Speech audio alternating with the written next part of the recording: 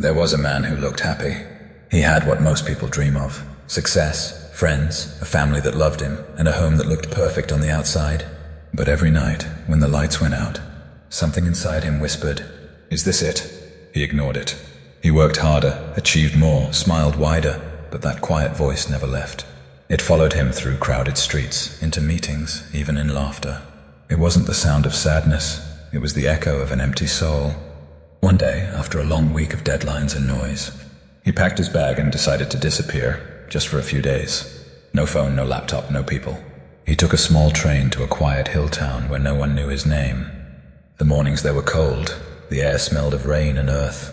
He walked through forests, sat beside rivers, watched sunsets melt into the horizon, and yet even there, that same emptiness followed.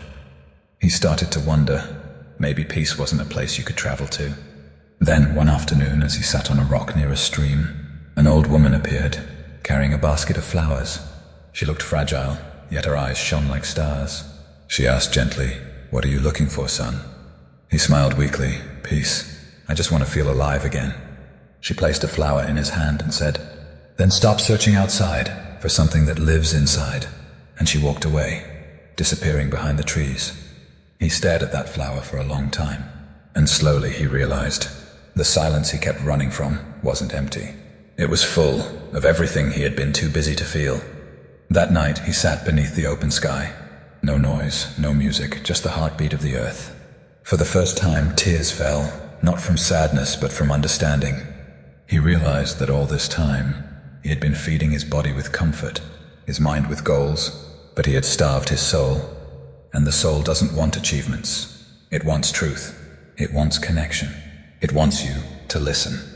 The next morning, he returned home. Same streets, same people, same life.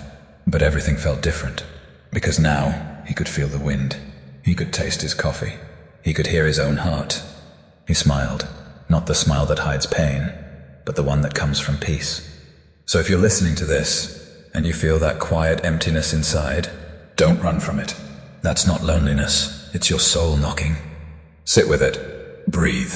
Listen, because when you finally stop chasing noise, you'll hear the only voice that ever mattered. The one inside you. That's how you satisfy your soul. Not by having more, but by feeling more. By being here, now.